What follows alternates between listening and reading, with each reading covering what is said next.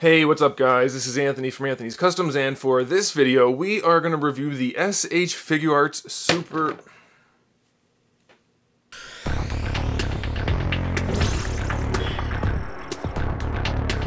Hey, what's up guys? This is Anthony from Anthony's Customs, and for this video we're going to be reviewing the SH Figuarts Super Saiyan Trunks from Dragon Ball Z. This is a figure many people have wanted for a very long time, and then once they showed it, people wanted it even more because it looked that good. And I'm happy to say it is almost that good. You guys remember from last year, the Awakening Goku was one of my favorite figures of the year. I think they did a splendid job with that figure, and this one is in the same line as that. It's very similar in the engineering. You can see we have the same style of packaging, and it's just it's a really nice addition to the Dragon Ball Z collection. So let me get him off the stand and we will take a closer look.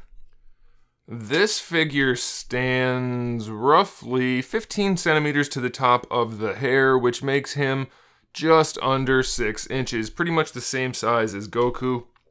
Most of the Gokus anyway, they're right around there. A little bit smaller than your DCUC or Marvel Legends 6-inch figures, but that's kind of in scale, so I haven't talked about this in a while. You can pretty much pose these with your standard 1/12 scale figures, so that's a good thing for most people. This guy features entirely new sculpt work. Everything is new on this guy, which is really nice. And there's some really nice new engineering in the articulation. We will talk about that, but first let's look at the accessories. The first one we're going to talk about is the head, because we have some interchangeable heads. We have obviously the Super Saiyan head, which has the yellow hair, which I have to say I'm very pleased with it. It is lacking shading on the back. There's none at all. But the shading on the front is pretty much how I like it. It could be a little more finessed, I think, but that kind of subtle orange is just the way it should be, I think. And then on the face, really nice work on the face. They're starting to get really good at the faces. Are the eyes slightly off? Maybe, but they're definitely better than they used to be, so I'm very pleased with that. So the Super Saiyan head looks like that. We have two more faces for the Super Saiyan head. We have the standard off to the side look. Then we have this one, which is the forward but angry teeth look. And then we have this one, which is the yelling face, which obviously is going to be nice and handy to pose with. I do wish we had a standard look like this that looked straight ahead. It seems pretty straightforward to me, no pun intended, that we would have that, but we don't. Then we have the non-Super Saiyan head with the purple hair, which I do like. It has that nice shading down the center. A little bit on the sides also, although it's mostly only on this side, so that could be better, I think. It could be a little more uniform. And we have the non-Super Saiyan face right there, which is the only one we get. We don't have any interchangeable faces for this head, even though the hair can separate. I guess you could swap out the other faces, but it doesn't seem like you would want to do that. And it seems like it's a different sculpt. I haven't tried because why would you bother anyway, but it's worth noting. Then we have, obviously you can see here, we have the standard arms, then we have the crossed arms, and I'll show you in the photos. All you do is pop them off and then pop them on. There's no need for me to show you how to do that, standard pegs. We have interchangeable hands, of course. We have our fist hands, then we have one for either side. I'm just going to show you the one. We have this kind of claw hand, and then we have the open palm hand. That's it. Kind of light on the accessories, which I guess is okay. You don't need a ton. But, you know, it's always nice to have a few extras. This one could have had more faces for sure. I think that would have been a good idea, but it's not a huge problem. As far as the paintwork on the figure goes, there's almost no shading. Every once in a while, you'll see kind of a hint. There's a little bit of shading right there on the leg. There's a little bit on the groin area, but there's really no shading. I do wish we had some more of that. There's no shading throughout the armor either. None of the white has any shading, and none of this beige color has any shading at all. That's really the only paintwork, is if you need white or if you need the beige, that's it. So again, could definitely have more shading. I don't think we need it on the skin tones though. They finally left those alone, and I'm pretty happy about that. As far as the articulation goes, we have the little ball hinge for the head, which still not my favorite. It takes a little bit of finessing, but you can pose it however you need to, so that's okay. We have a ball peg for the neck, but the neck doesn't move very much. You're going to have to pop the head off and then play with the neck in order to get it where you want it, so be aware of that. For the shoulders, we have a butterfly joint, a very small one. It doesn't accomplish a bunch, but it does help, and I like the way it's executed. It's not particularly ugly, so that's It's pretty nice. Then we have the ball peg where the arm connects to the butterfly joint, lets it wiggle around. We have a proper ball hinge, no problems there. Full range of motion for the shoulder.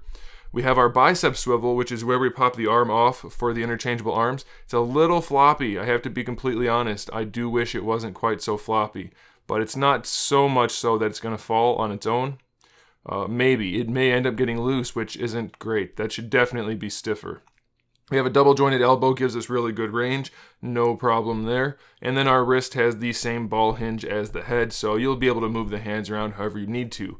For the torso, we have a ball peg on top of an offset hinge, so you can move the upper body around on that ball peg, and then you can use that offset hinge to kind of lift the body up and then pose it in a little bit more of a dynamic pose. Unfortunately, it doesn't really give you that much. I mean, obviously you can pop it up like that, but once you do, it still doesn't have that much play that's useful.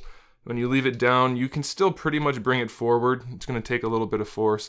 I don't know, it's not the best design as far as I'm concerned. It's not bad, but you can see if you lean it back, once it's popped up, there's a gap. But you wouldn't do that, just letting you know how it works. It's going to take a little bit of finagling to get it where you want it. Mine had this scratch on it in the packaging, so that's a bummer. Hopefully you guys don't have that same issue. For the torso, it's a ball peg, the lower torso that is. It's a little ball peg that lets the body move around a little bit, but there's also a hinge in there that lets the entire thing kind of rock across the top of that pelvis. So you can move it like that, and that actually is for allowing the pelvis more range of motion, which I'm pretty okay with. I kind of like that. For the hips, we have a swivel that brings them forward and back. That's what that first separation is. And that second separation is where you're going to get your hinge. So very similar to the Goku. It doesn't have the greatest range for the splits, but I think it's good enough. And I don't think it's ugly. I think obviously you can see the different parts, but the way it's done, it's not visually unappealing. It's just, you'd have to look at it in order to find an ugly spot. It's not going to jump out at you. So I am okay with that. Pretty good range all the way around, not too bad. You do get your thigh swivel right there, so no problems with that. Double jointed knees work really well, and they look good, so that's a nice touch. We don't often get that, so I like that a lot. And then for the ankles, you guys know we've had problems with their ankles being somewhat limited. They finally addressed that. We have an offset double ball peg, so you can bring the foot all the way up like that with the ball peg, which gives a much greater range of motion. You can kind of see how it works. When I bring it down like that, the peg's in the back and then it goes forward into the foot, so you can rock it really well that way. Unfortunately, they don't grant you that much more of an ankle rocker. It's still pretty limited there, which is kind of a bummer, but it's definitely better than it used to be, so that's all right. And then we have a better toe hinge than we used to have also, and the toes are all sculpted and painted. So all in all, it's a really solid figure, but there's one issue we need to address, and that is, somebody mentioned this in my unboxing video, that the legs look like the lower legs might be on the wrong sides. So I took the figure apart and I looked at it, and they're all labeled left and right appropriately, but if you look at the anatomy of the actual calf muscles, it looks to me like the sculptor screwed up, because this is definitely the inner calf muscle and that's the outer calf muscle. And it looks to be the same on that side also. However, if you take it apart, they definitely labeled them left and right according to how it is on the figure. So somewhere in the design process, somebody mislabeled something or did something wrong, and they do look a little bit off. Now, you may not notice it too much, so hopefully that's the case for you. But it is going to nag at me for sure, knowing that the anatomy is not quite right. And you're probably wondering, well, can't you just swap them? No, because the pegs are keyed different ways that connect the legs. You can pop the feet off, no problem. You can pop this off, no problem, but this leg does not properly connect to this knee joint and vice versa. So there's really not much you can do about that other than live with it. Of course, once you get the figure posed, it's not going to be super obvious, but it is something to note. All in all, though, I'm really happy with the figure. I'm very pleased with it. I'm really excited to see the direction they're taking the line. I can't wait to see how Vegeta turns out. Very excited for that. There you go, guys. If you like this kind of figure, check out my import playlist. Also, check out my Dragon Ball Z SH Figuarts playlist. I have lots of reviews for all these various figures and similar style figures in the import playlist. So do that, and if you're new to the channel, make sure you subscribe, because I have new videos every day. We talk about action figures, we talk about movies, TV, video games, all kinds of stuff. So make sure you subscribe. Wow. Make sure you subscribe, and in the meantime, keep collecting.